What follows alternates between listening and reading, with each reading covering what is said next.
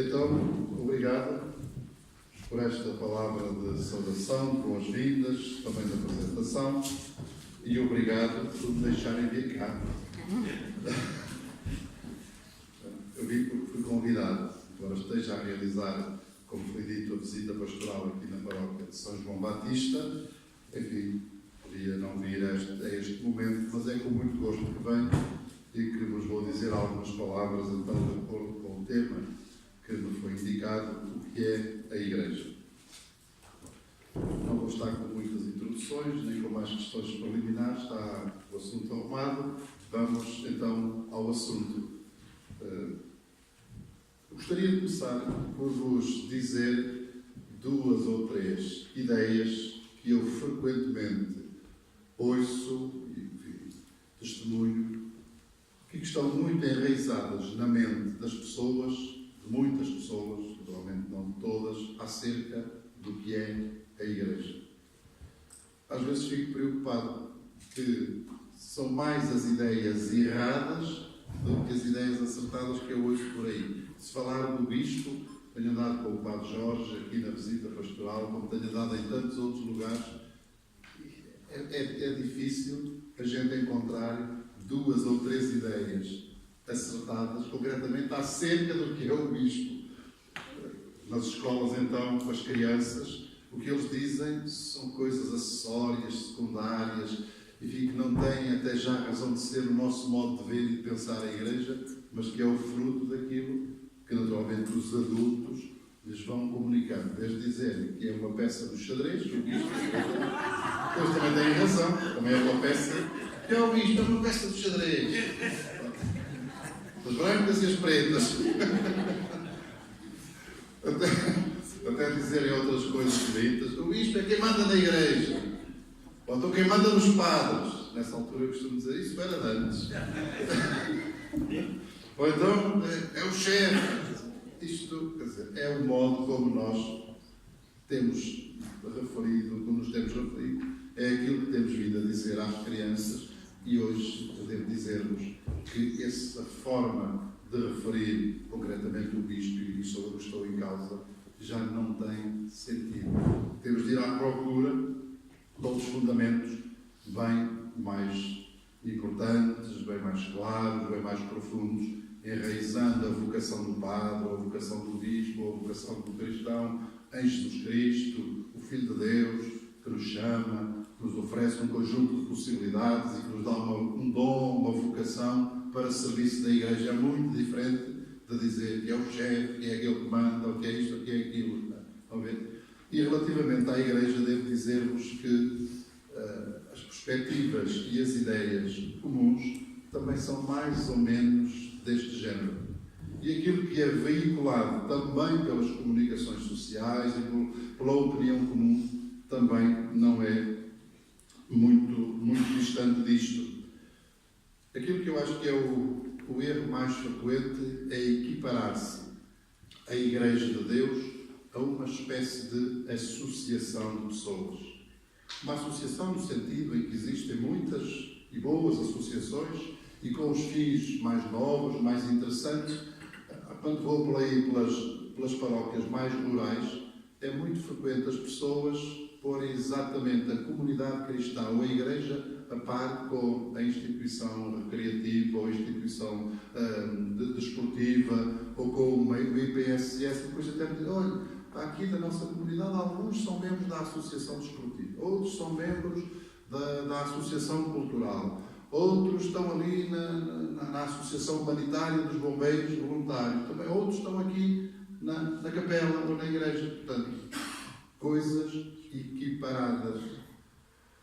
O Papa Francisco tem dito isto muitas vezes, sobretudo dito pela negativa, que a Igreja não é uma organização não governamental com determinado número de finalidades, mesmo das finalidades melhor. Distingue-se de qualquer organização, mesmo das ONGs ou organizações não governamentais, que podem ter com certeza e têm fins muitíssimo meritórios e a todos os títulos de reconhecer. Mas a Igreja de Deus é algo mais ou algo diferente disto. Também, muito frequentemente, e também tem uma ponta de verdade, a Igreja é uma instituição religiosa, tal como a Igreja Católica, Protestante, Ortodoxa, e depois, quer dizer, é uma organização ou uma instituição. Também é verdade. Mas quem disser isto da Igreja diz muito pouco acerca da sua identidade. Então nós somos membros de uma organização, de uma instituição que tem a finalidade de fazer bem às pessoas. Eu sinto que a Igreja é muito mais do que uma instituição ou uma organização. E às vezes diz-se com fins morais ou com fins religiosos.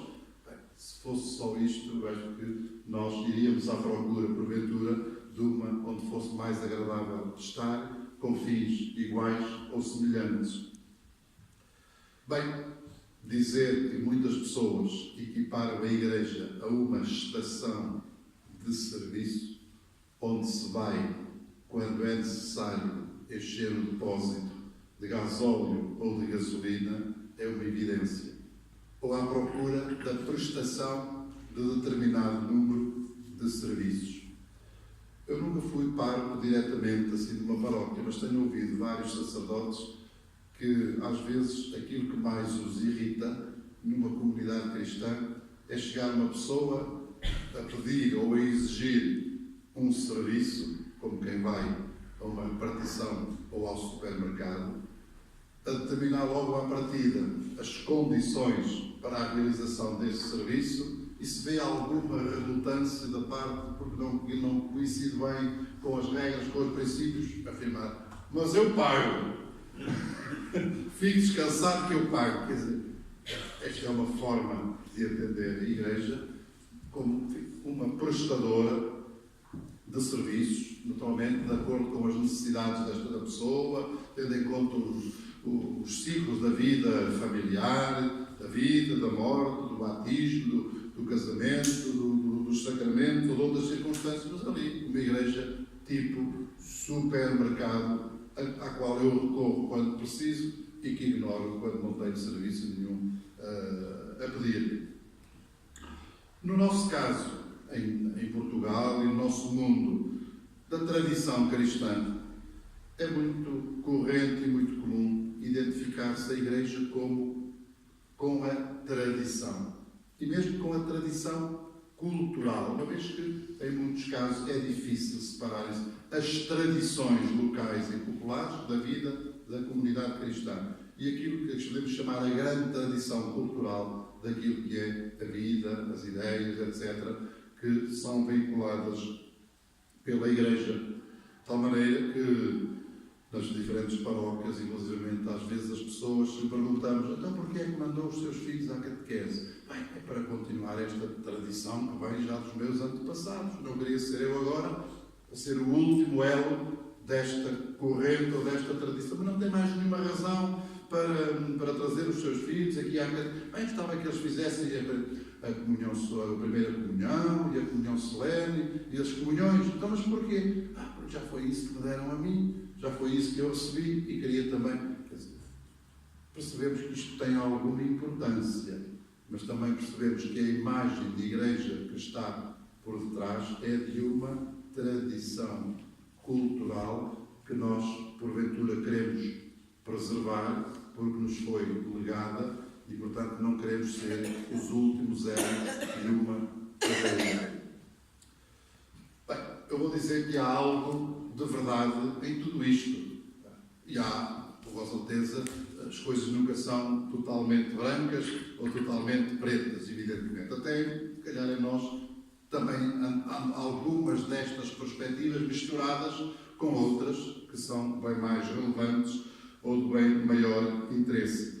Mas há pessoas que, como não conhecem mais do que isto, que comumente se diz que a voz corrente transmite, que é o modo de ver da comunicação social ou do mundo, tem muita dificuldade em aderir a uma igreja deste género.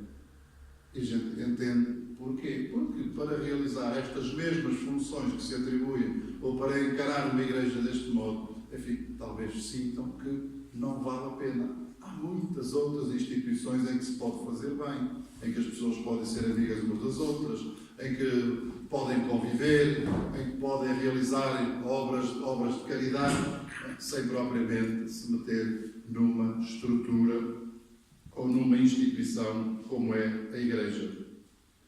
Devo dizer que do ponto de vista pessoal, do meu ponto de vista pessoal, eu teria muita dificuldade de dedicar a totalidade da minha vida, como sacerdote ou como bispo, a uma igreja entendida simplesmente como uma instituição, ou como uma organização, ou como uma prestadora de determinado número de serviços religiosos. Isso não seria suficiente para que eu deixasse de viver uma vida como muitas outras pessoas, como muitos de vocês, etc., para pô-la totalmente ao serviço assim, de uma organização deste género.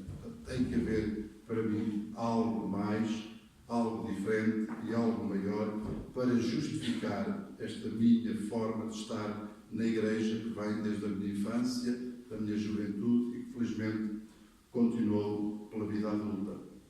Devo dizer-vos, então, que tive a graça de conhecer a Igreja de outra forma e de ir, a pouco e pouco, aprofundando o conhecimento de uma Igreja diferente disto. De tal maneira que gosto de estar nela, sinto-me bem nela e estou disposto a continuar a trabalhar nela, enfim, tendo a graça de a conhecer como uma família,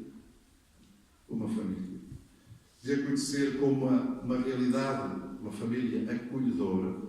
Vocês dirão, não é sempre, pois, mas deve tender a ser sempre. E a minha experiência de igreja, de facto, é de uma família acolhedora.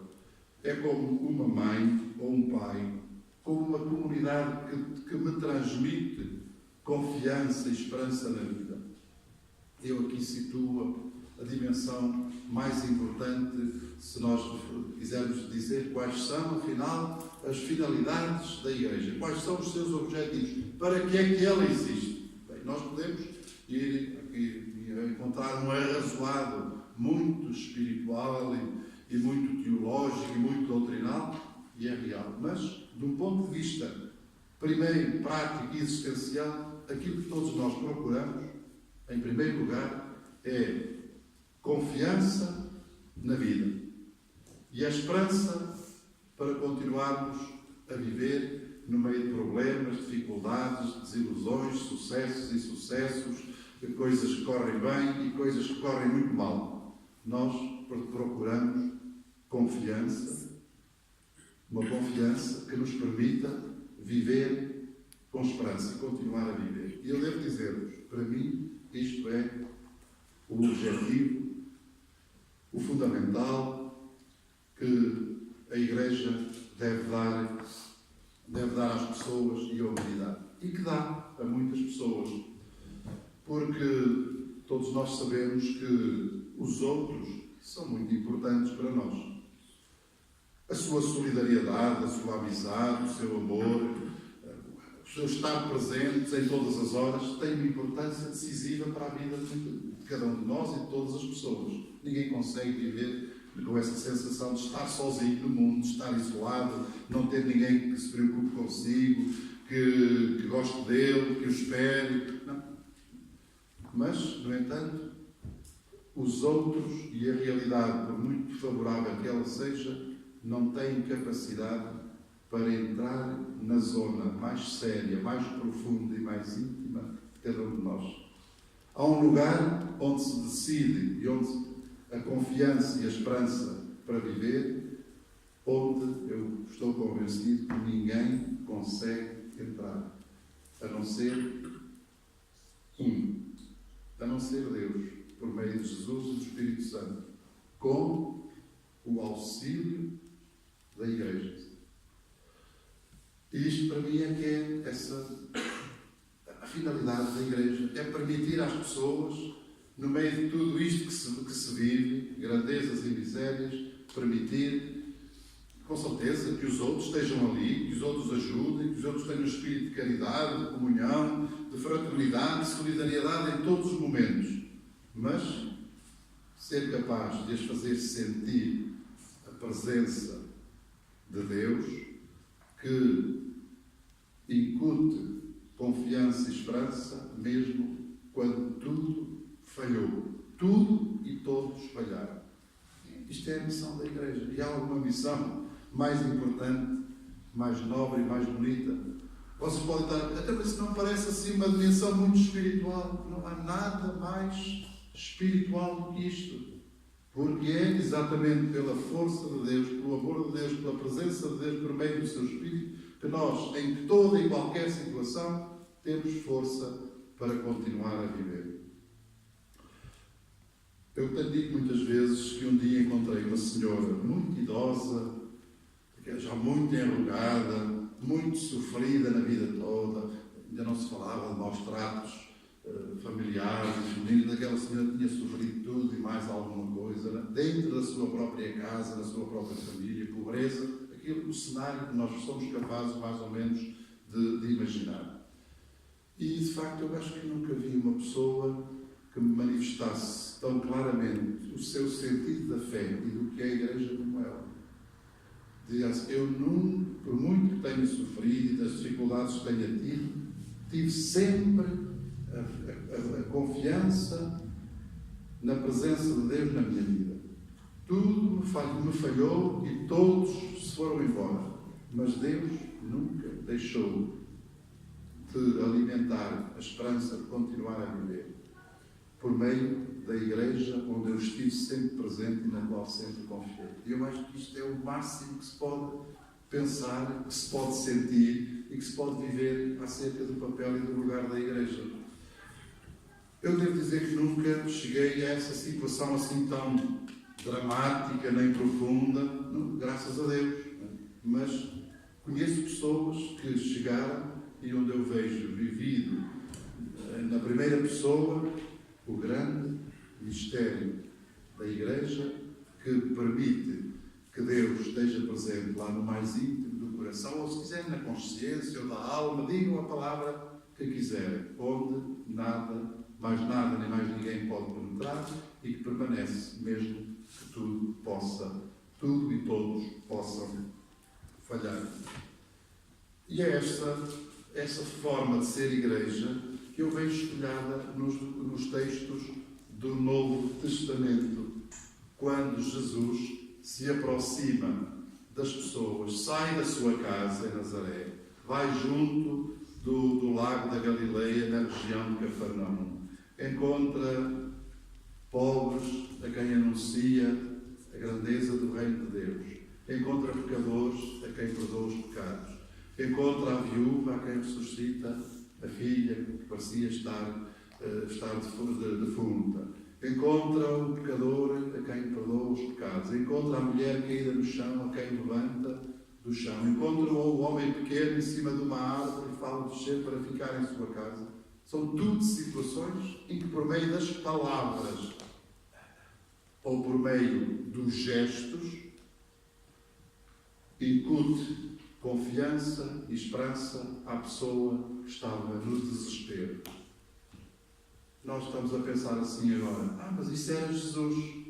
Não, eu estou a dizer-vos assim, isso era a Igreja de Deus, porque não há Igreja separada de Jesus, nem Jesus quer ser uma entidade separada da Igreja. Cabeça, como diz a nossa doutrina, e corpo, Cristo, o bom pastor, a cabeça de uma multidão de homens e mulheres que são o corpo. E, portanto, não podemos separar uma realidade da outra. A Igreja atua ali por meio, com certeza, Jesus atua ali por meio da Igreja e na atuação de Jesus está presente a Igreja. E isso é a realidade transformadora. Imagina, uma instituição, a Igreja, uma instituição, uma entidade prestadora de serviços, uma organização não teria poder, e depois o outro facto de ser animada e conduzida pelo Espírito Santo de Deus, que é que está a diferença fundamental. Porque é que a Igreja é diferente de todas as outras organizações? Porque tem uma origem divina, foi fundada por Jesus e é o seu próprio corpo. Depois depois, porque tem uma alma que a anima, que é o Espírito Santo de Deus. E não há mais nenhuma organização, nem instituição, nem grupo humano que possa dizer isto mesmo, que é de fundação divina por meio de Jesus, que nasce do lado aberto de Jesus, onde corre sangue e água, como diz o Evangelho de João, e animada pelo Espírito Santo. Isto é, animada pelo próprio amor de Deus. Isto é uma instituição, ou é uma organização, mesmo que de bem fazer, ou é um lugar onde eu vou pedir serviços, isto, aquilo e aquele outro. Para quê? Bem, para ver se vou para o céu quando morrer. É algo bem diferente disso. Gostaria agora de vos deixar algumas das imagens que o Novo Testamento nos dá sobre a Igreja. Eu disse imagens, porque as imagens têm uma finalidade. É ajudar-nos, por meio de uma certa linguagem quase visual, etc., a intuir ou compreender melhor o que é esta realidade. E a imagem primeira e mais importante que a Escritura, o Novo Testamento, nos oferece é a de povo de Deus. Igreja, povo de Deus. Também neste caso, a nossa mentalidade de pessoas que vêm da tradição e que muitos de nós até fomos formados naquela perspectiva anterior ao Concílio Vaticano II, que constituiu uma verdadeira revolução no modo de lermos a Igreja. Não que fosse uma novidade, porque o que nós fomos ler era a Igreja do Novo Testamento, mas a história encarregou-se de ir introduzindo muitos outros elementos, como o poder, como a autoridade, como um conjunto de aspectos que deturparam o verdadeiro rosto da Igreja do Novo Testamento, que foi fundada por Jesus. A história tem estas grandezas e também tem estas misérias. Quando dizemos Igreja, povo de Deus, estamos sempre a voltar àquela ideia fundamental, já do Antigo Testamento, onde se diz que Deus reuniu a sua Assembleia, a Kahal Adonai, ou Yahvé, uma Assembleia convocada para louvar a Deus, para lhe dar graças, para o bem dizer.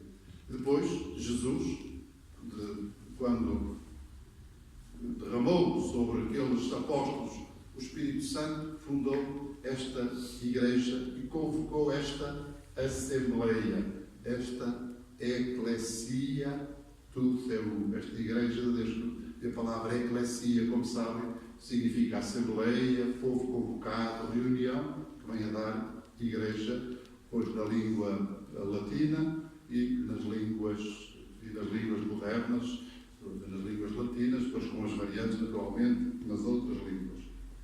E o que é esta Assembleia? É o grupo, a comunidade daqueles que professam a fé em Cristo, e que receberam o batismo. O batismo não já como um ritual. Como a gente fala, o batismo é um ritual. Não, o batismo é um sacramento, é um sinal da fé. É muito mais do que um ritual. Nós podemos fazer aqui os rituais todos que quisermos, a sociedade está cheia de rituais e nenhum deles tem esta força de tornar uma criatura humana filho de Deus, ou membro desta comunidade, a água, pela água e pelo Espírito. Até o nosso modo de entender os sacramentos tem de, naturalmente, evoluir. Não são ritos. Um gesto eu realizo, aquilo é mágico, é automático. Não, é pela fé, é pela força do Espírito Santo, pelo amor de Deus derramado.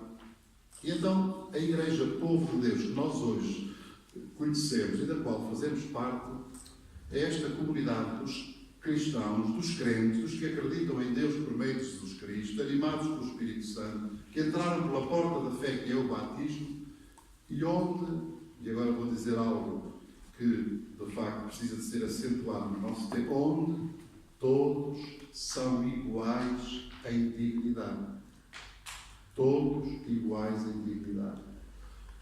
Quando eu era pequeno, perguntavam-me o que é a Igreja. A Igreja é uma coisa, uma sociedade, uma estrutura organizada, o Papa, os bispos, os presbíteros, os diáconos, os consagrados, depois os outros.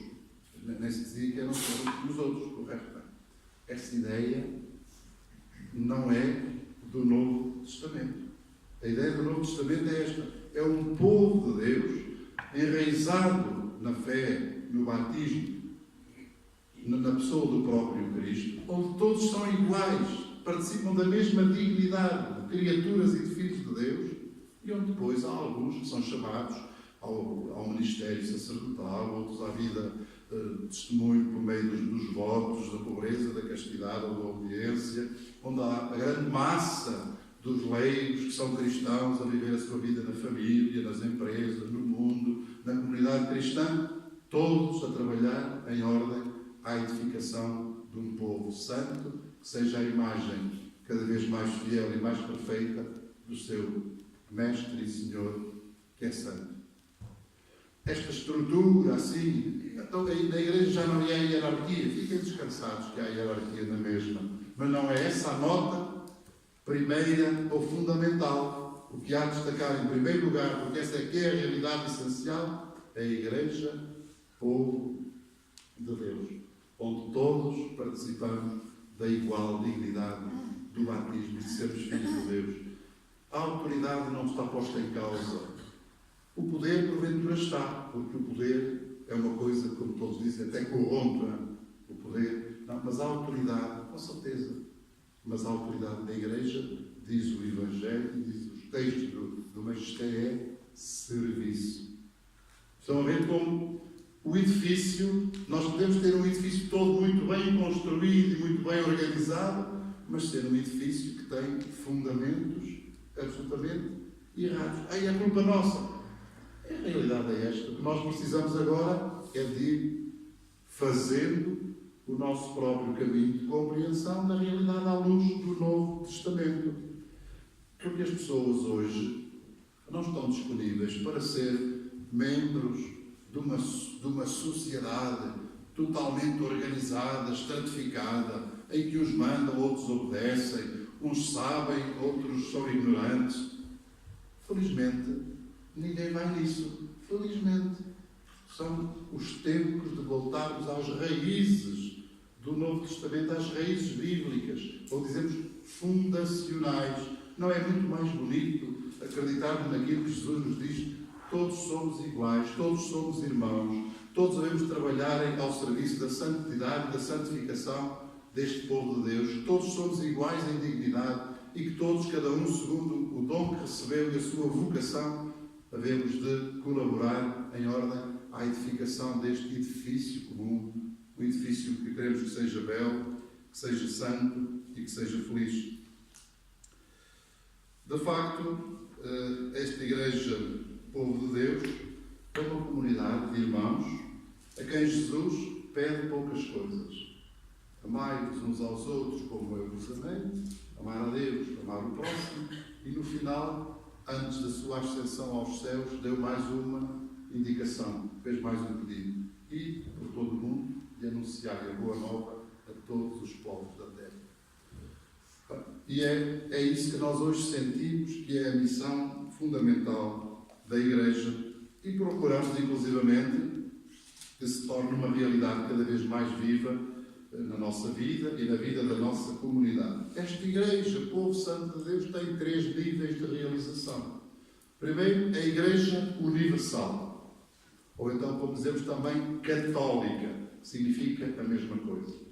E que é a Igreja universal? É o conjunto de todos que creem em Cristo, receberam o batismo e vivem na comunhão eclesial.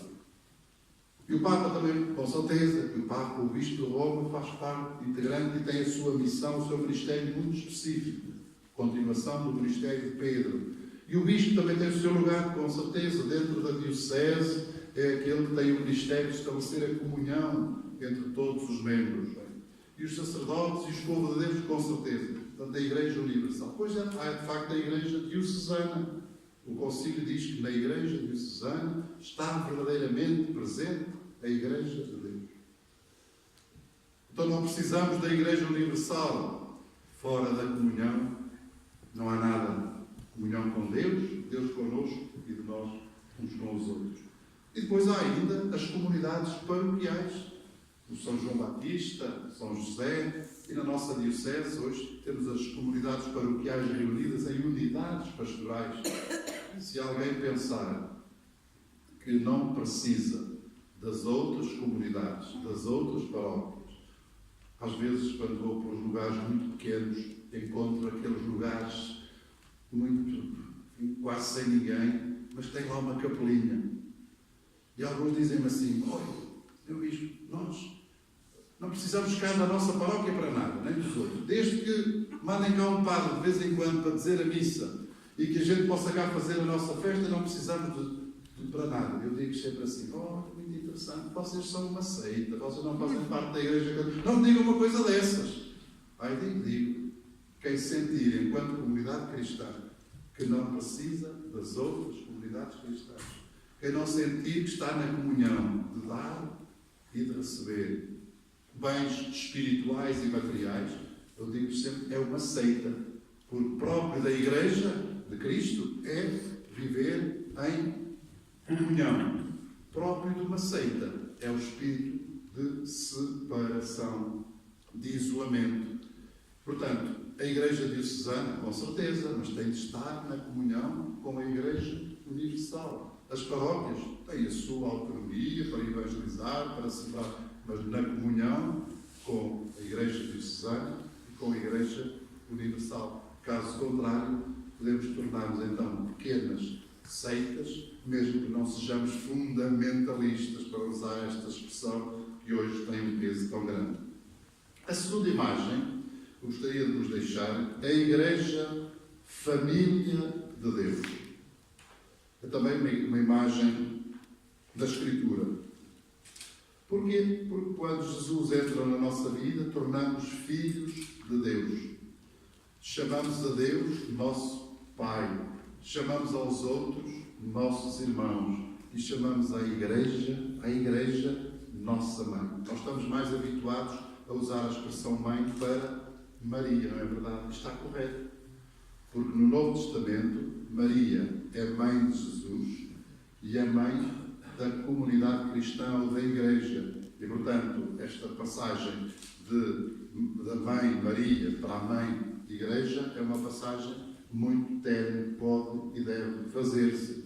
Portanto, isto é que é ser família. Chamar a Deus Pai, sentir-se filho, chamar a Jesus Cristo irmão e sentir-se irmão, em Jesus Cristo chamar aos outros irmãos e sentir-nos verdadeiramente irmãos, e chamar à Igreja Maria, Nossa Senhora, Mãe de Jesus e Nossa Mãe, de mãe. É uma relação familiar. E sabem que as relações todas, boas relações, são muito importantes. Na sociedade, na comunidade, mas as relações familiares são as mais marcantes. Mas isso são as relações do sangue. Com certeza que essas são muito marcantes. Não significa que as relações familiares, que chamamos espirituais, enraizadas no coração, tenham menos importância. Sobretudo, quando essas relações familiares são dinamizadas e potenciadas pelo próprio Deus.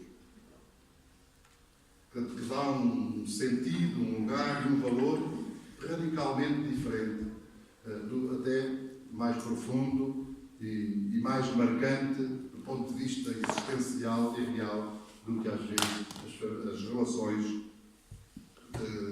familiares com origem no sangue. Tornamos-nos uma família.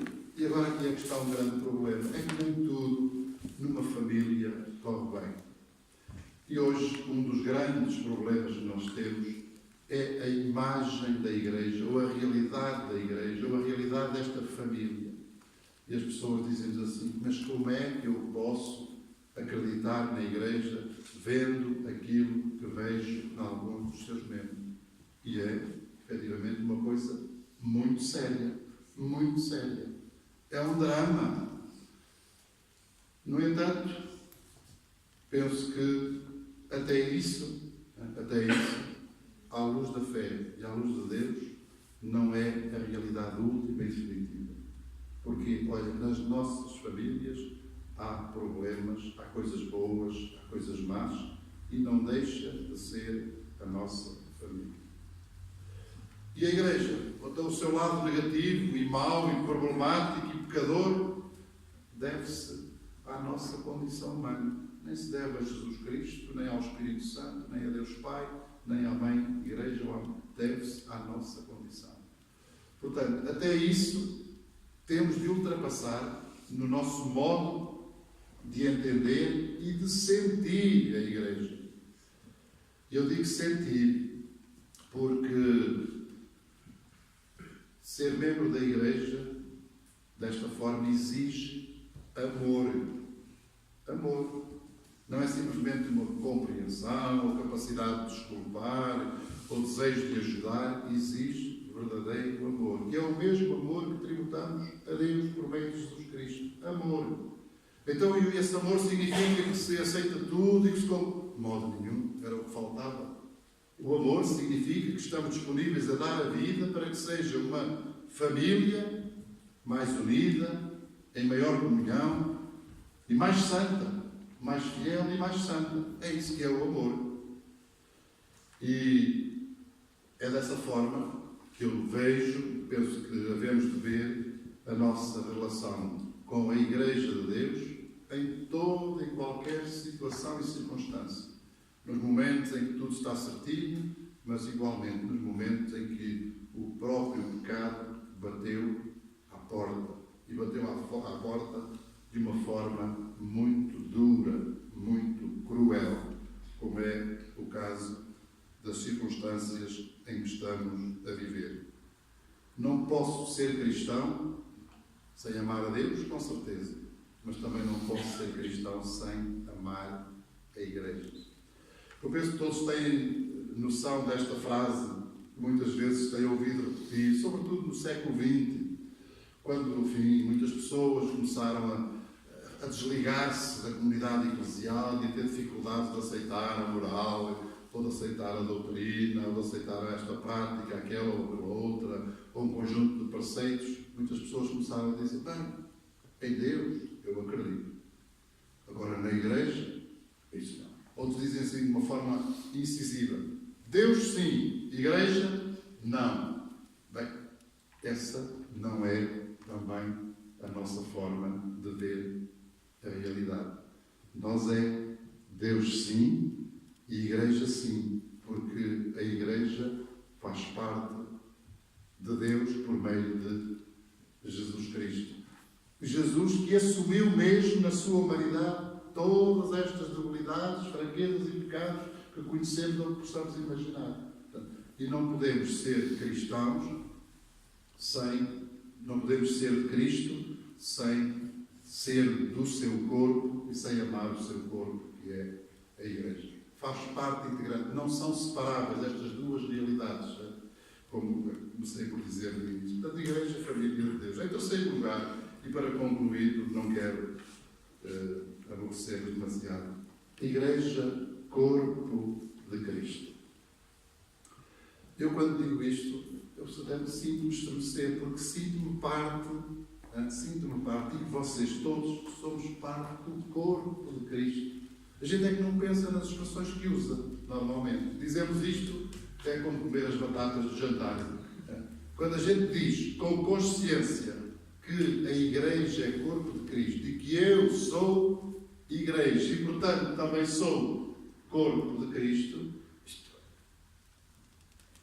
é uma instituição, também tem-se, é algo radicalmente diferente.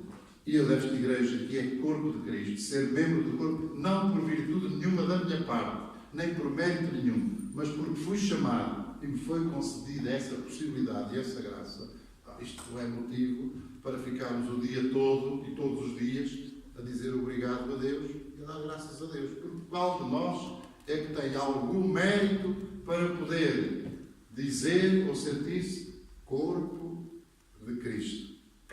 O que é que eu sou? Mas eu sou isto, não é? O que é que eu sou? O que é que vocês são para dizermos que eu sou o corpo de Cristo? Não é nosso. Isto não é nosso. Não nasce de nós, nem da nossa vontade. E eu estou como diz que nem sequer vem da carne, vem do Espírito. E isto aqui é a maravilha das maravilhas que nos leva a sermos eternamente agradecidos. Sabem, quando nós reconhecemos isto, somos corpo de Cristo, não por mérito nosso, mas porque fomos chamados e nos foi concedido por graça a nossa religiosidade. Eu vou dizer até, a nossa religião muda. Muda a nossa religião. Saímos daquela religião, oh Deus, vê lá se eu arranjo trabalho, vê lá se a minha família tudo corre bem, vê lá se me calham euromilhões, vê lá se eu não tenho nenhum acidente, aquela coisa, pede. Passamos da religião do pedir e do medo, é assim que isto não me aconteça, se eu não estou no lugar errado, à hora errada. Isso é a religião antiga dos pagãos, para a religiosidade da gratidão a Deus. Até não podemos pedir, podemos, com certeza, tudo aquilo que é razoável e bom, pois para nós e para os outros, evidentemente. Mas a religiosidade da gratidão, do coração, do amor, do obrigado a Deus. Isto é uma coisa, é preciso compreender, experimentar o que é ser membro do corpo de Cristo. Sem mérito nenhum da nossa parte, porque nós somos todos iguais, tanto na dignidade, como também na debilidade, na fraqueza e no pecado. Somos todos iguais. Portanto, isto muda a atitude religiosa. Caríssimos, eu devo reconhecer que tanto eu como se calhar vocês ainda andamos muito nesta forma religiosa, enfim, andar aqui a tentar fazer o equilibrismo para ver se Deus me abençoa, se não me castiga, se me concede.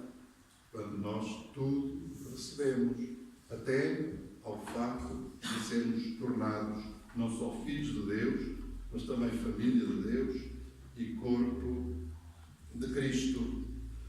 Recordam-se todos daquela pergunta que Jesus, aquela voz que se ouviu, ou que Saulo ouviu quando ia no caminho de Damasco. Foi assim: Saulo, Saulo, por que me persegues? E quem é que Paulo ia perseguir? Ia perseguir a Igreja de Deus. Era assim: Paulo saiu de Jerusalém e ia a caminho de Damasco para perseguir a Igreja de Deus. E a voz que ele ouviu é: Saulo, Saulo, por que me persegues? Estão a ver esta identificação, ou esta ligação extrema entre Jesus e a sua Igreja. Ou então, também todos se recordam de Mateus 25, tudo o que fizeste a um destes meus irmãos mais pequeninos, uma pessoa, um irmão, é feito ao próprio Jesus. E esta realidade da comunhão do corpo de Cristo, que penso que nós vamos conhecendo e vamos experimentando e vamos vivendo, e que transforma a realidade daquilo que nós sentimos enquanto Igreja de Deus. Eu gostaria muito, caríssimos, de poder, enfim, ajudar-vos a fazer este caminho, que eu também tenho vindo a fazer também.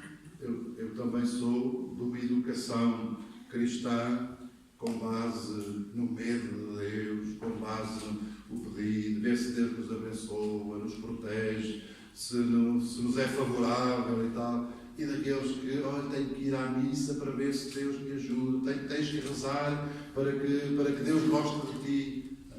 Eu fui educado nessa forma religiosa e vocês também.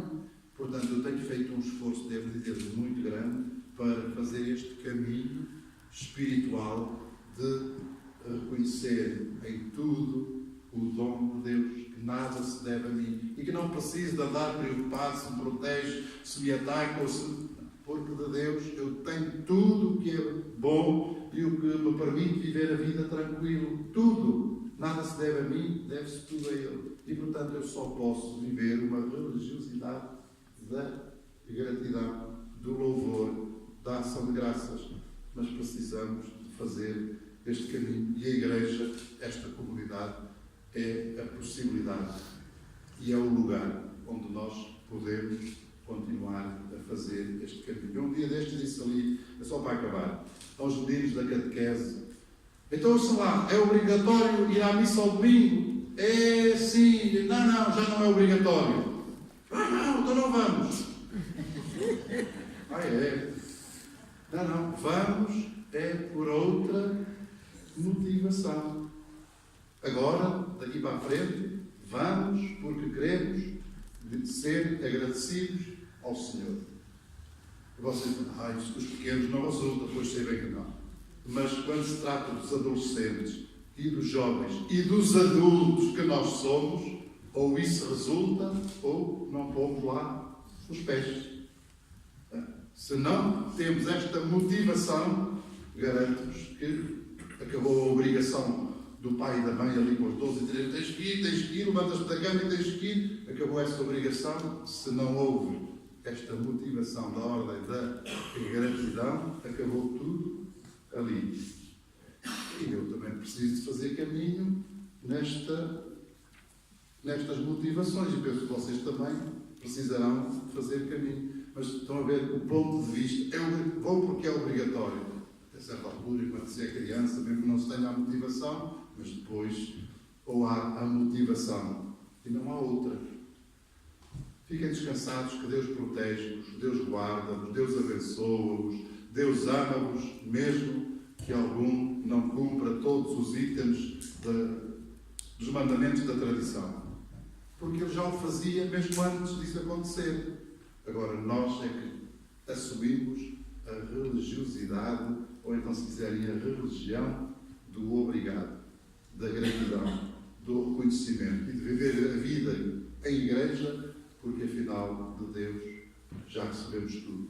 Até a salvação em Jesus Cristo, que por nós, os sinais sabiam que por nós morreu e ressuscitou. Isto é que é viver a fé e viver a igreja. Muito obrigado por terem vindo a